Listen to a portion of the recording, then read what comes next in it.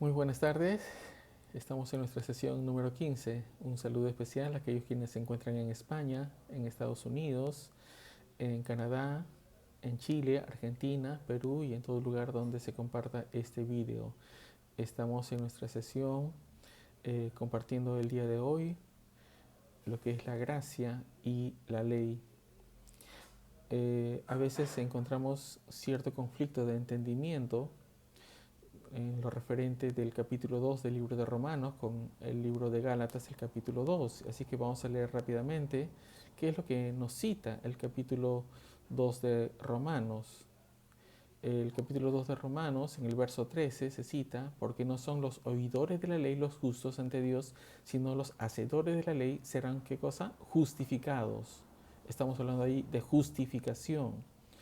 Y ahora vamos a Gálatas, el capítulo 2, el verso 16, y se cita, sabiendo que el hombre no es justificado por las obras de la ley, sino por la fe de Jesucristo, nosotros también hemos creído en Jesucristo para ser justificados por la fe de Cristo y no por las obras de la ley, por cuanto por las obras de la ley nadie será justificado.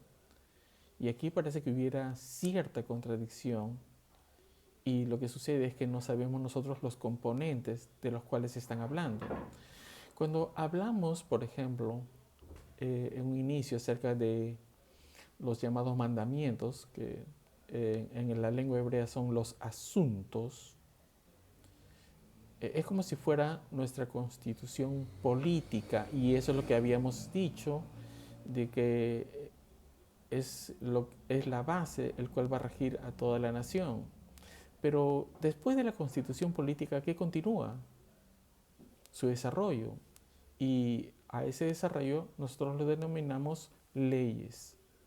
A la constitución política le decimos ley de leyes y a las demás normas que de ellas se derivan o su desarrollo le llamamos simplemente leyes, ¿no? Y las más comunes pues tenemos las leyes penales, las leyes civiles, las leyes tributarias, entre otros.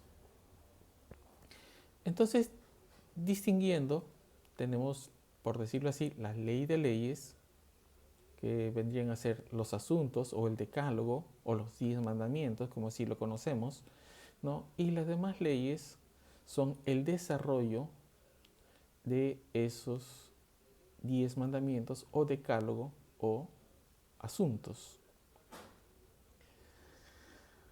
Y aquí vamos a ver algunas aplicaciones. Por ejemplo, cuando se cita honra a tu padre y a tu madre, no estamos hablando de una ley, estamos hablando de un mandamiento, ¿sí? Pero nosotros lo identificamos como ley.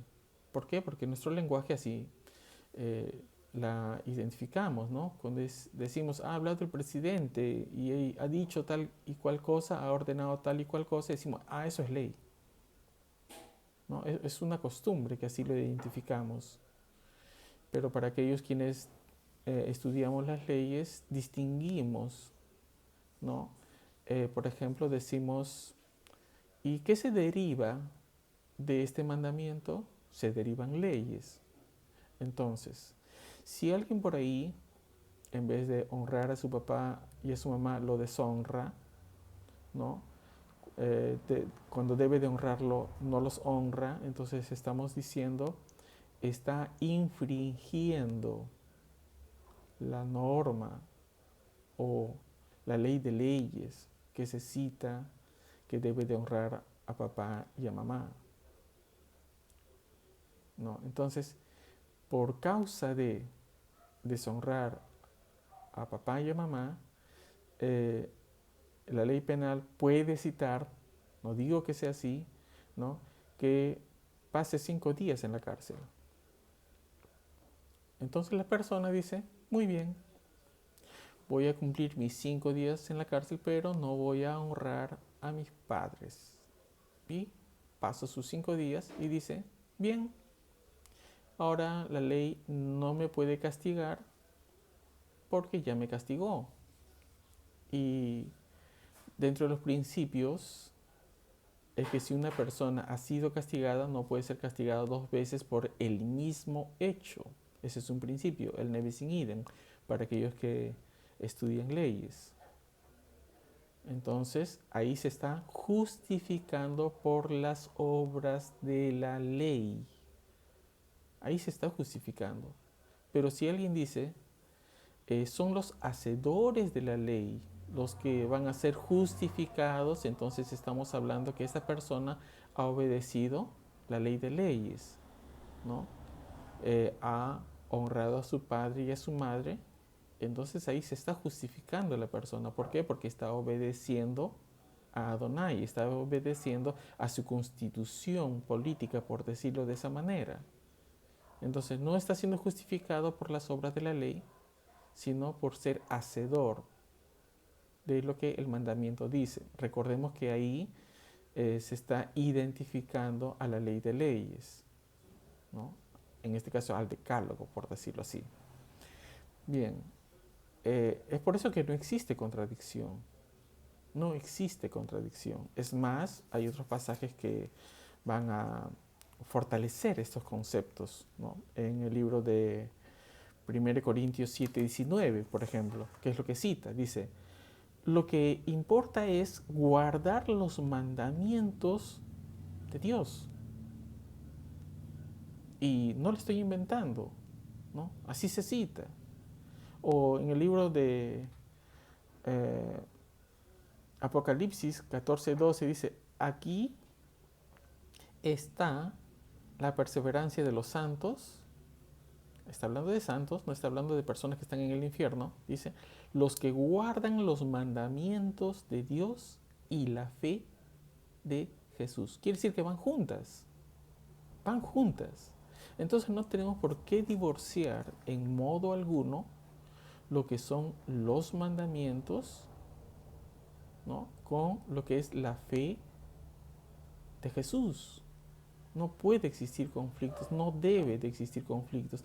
Entonces nos preguntamos nosotros, ¿cuál es la razón por la cual en el libro de Gálatas, y le da pues todo un capítulo acerca, ¿no?, de que una persona no se puede justificar por las obras de la ley? Es por eso, porque estamos muchas veces identificando mal. Pensamos que las obras de la ley es obedecer los mandamientos y no es así, ¿no?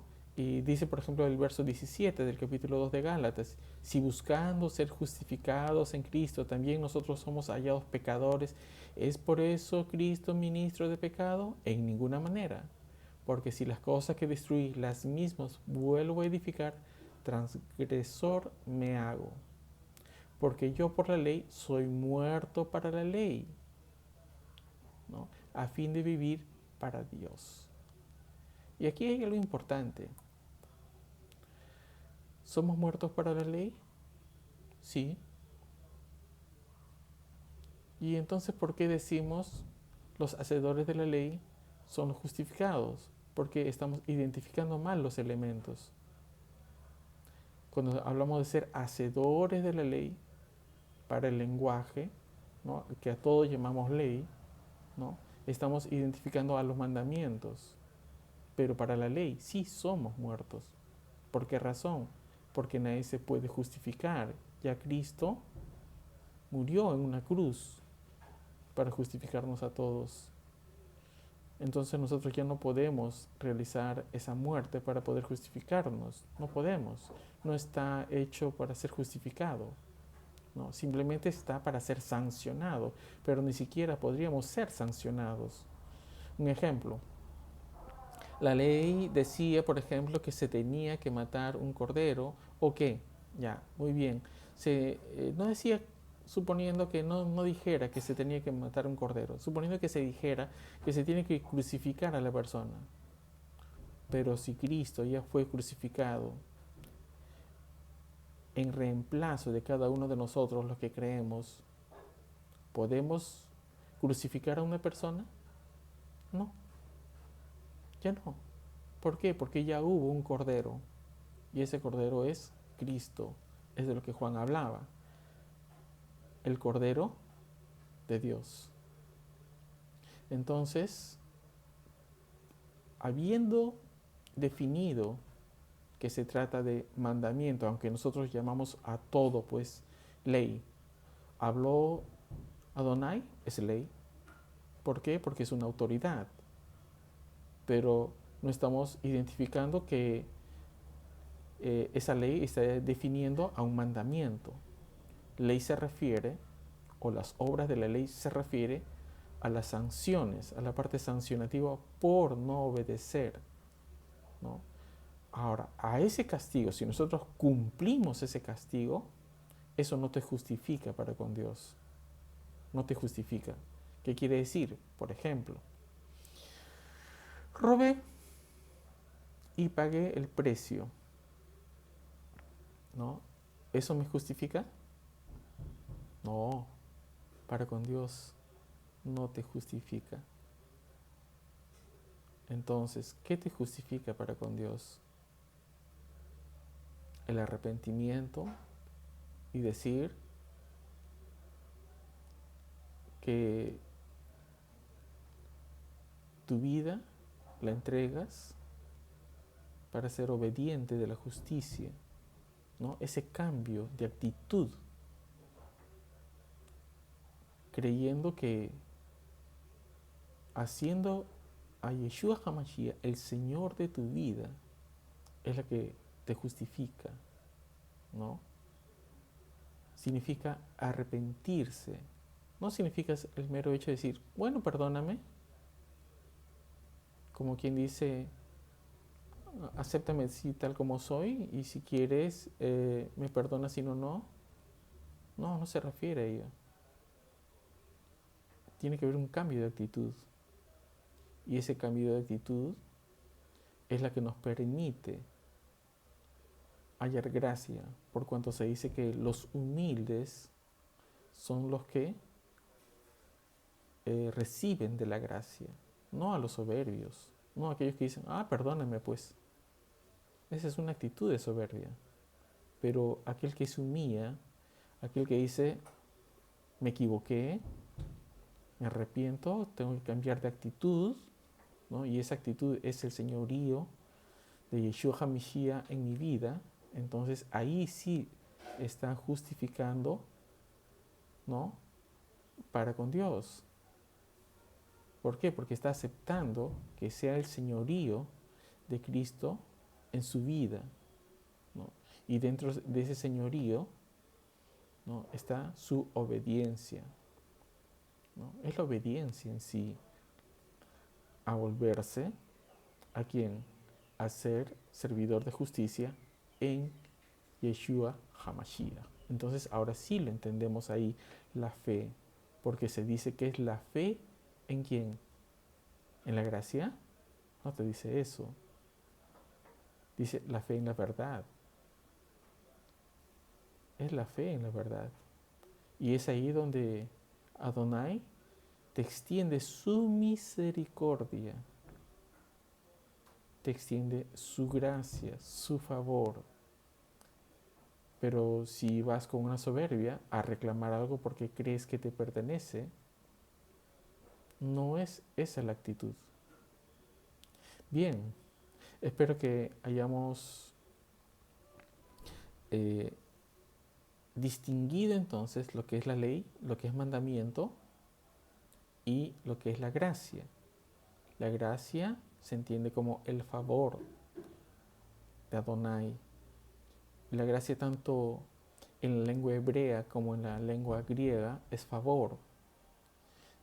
Posiblemente con diferentes matices. Por ejemplo, en la lengua hebrea la gracia se adquiere, ¿no? Un ejemplo lo vemos en Jacob cuando veía que su hermano venía, ¿no? Su hermano Esaú lo estaba buscando. ¿Él qué hacía? Él adelantaba pues presentes, ¿no? Para que, pensando que de esa manera hallar gracia delante de su hermano Esaú para que Esaú no lo mate a él. Y entonces, por ejemplo, pero eso no lo vemos en lo que nosotros conocemos como el Nuevo Testamento, no encontramos ese tipo de ejemplos, ¿no? Pero sí, entonces tenemos que ir distinguiendo culturalmente cómo se emplea el término gracia. El término gracia en lo que nosotros llamamos el Antiguo Testamento, vamos a encontrar un montón de ejemplos de lo que es la gracia. Es por eso que en las escrituras se cita de que toda escritura es inspirada, ¿no?, por Adonai y que nos es útil para formarnos en justicia, ¿no? Interesante. Tenemos que considerar y leer toda la escritura como se encuentra. Bendiciones. Vamos a continuar todavía con este tema. Vamos a ver otros matices. Así es que no quedamos aquí. Vamos adelante. Un saludo especial. Tengo una profesora de inglés en Estados Unidos. Espero pronto también realizar mensajes en inglés. Y un abrazo a José Ulloa, también al hermano Marco, ¿no?, quienes siempre me acompañan, y saludos a todos. Shalom.